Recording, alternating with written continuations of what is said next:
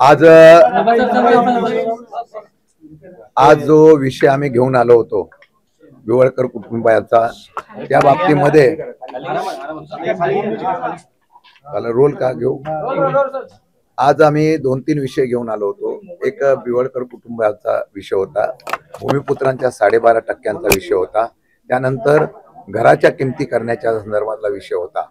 बिवळकर कुटुंबियाच्या बाबतीमध्ये सिडकोने निगेटिव्ह हा अहवाल सरकारकडे पाठवला होता. राज्य शासनाने त्या ठिकाणी काय लॉ अँड ज्युरिडिक्शनचं ओपिनियन घेऊन या निर्णयाला ओव्हररूल करून त्यांनी सांगितलं की याच्या संदर्भामध्ये तुम्ही कारवाई करावी. राज्य शासनाच्या आलेल्या अहवालावर यांनी तशा प्रकारची कारवाई केलेली आहे. आणि आता आम्ही त्यांना सांगितलं की कायदेशीर कशा पद्धतीने चुका झालेल्या आहेत. आमच्या माहितीप्रमाणे आम्ही सांगितलं की पुढची कारवाई तोपर्यंत सगळे स्थगिती करावी. सुप्रीम कोर्टामध्ये निर्णय असताना सुद्धा आपण ती घाई का केली, तर याला स्थगिती करावी. आजच्या घडीला ते प्रकरण वरती त्यांनी कळवलेलं आहे की अशा प्रकारच्या तक्रारी आलेल्या आहे, मोर्चे आलेला आहे, म्हणून हे प्रकरण आपण स्थगिती करावं.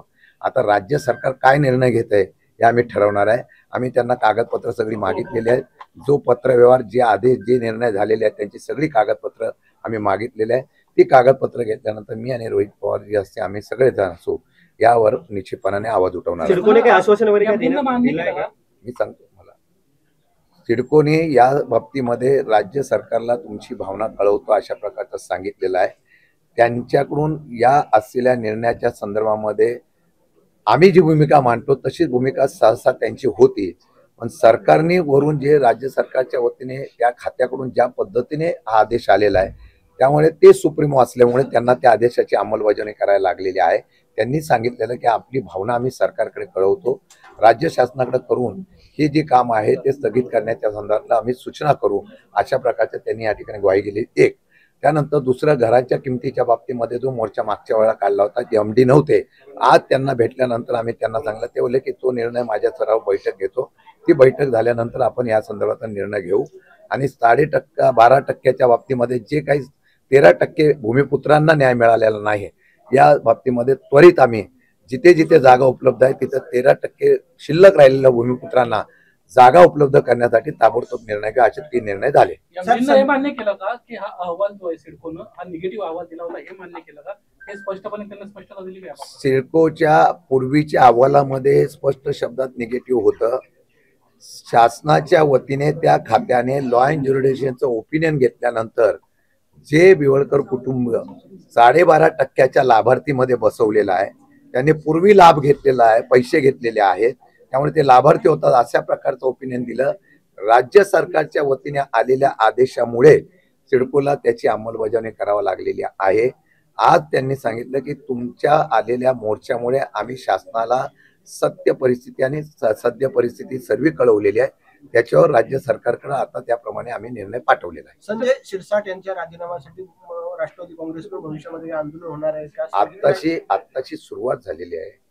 आता ह्या बॉल परत गेलाय राज्य सरकारकडे. आता राज्य सरकार काय खुलासा करतो बघतो.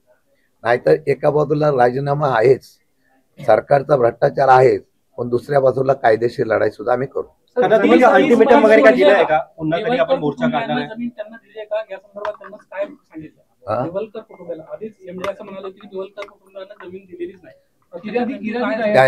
त्यांनी काही टक्क्याची जी जमीन होती, मला वाटतं किती 50 एकर जमीन जी आहे ती त्यांना दिलेली आहे, तशा प्रकारचा आदेश काढलेला आहे असं त्यांचं म्हणणं आहे. आणि त्याच्या व्यतिरिक्त इतर मागणी जी आहे त्याच्या बाबतीत सुप्रीम कोर्टामध्ये केस चालू आहे. तर 30 वर्ष बिवलकर कुटुंबाला अपात्र ठरवलं होतं, मात्र संजय शिरसाटांना केवळ 25 दिवसात बसवून या ठिकाणी हा विषय त्यांनी मार्गी लावलेला आहे. कसं बघता या विषयाकडे? संजय राऊत यांनी देखील टीका केलेली. माझ्या माहितीप्रमाणे रोहित पवारांनी आम्ही जी माहिती घेतलेली होती त्याच्यामध्ये आम्हाला असं कळलं होतं की पूर्ण बॉडी नसल्यामुळे आम्ही हा निर्णय घेऊ शकत नाही, असं प्रशासकीय अधिकाऱ्यांनी सांगितल्यानंतर ताबडतोब त्या ठिकाणी त्यांची अध्यक्ष म्हणून नियुक्ती केली.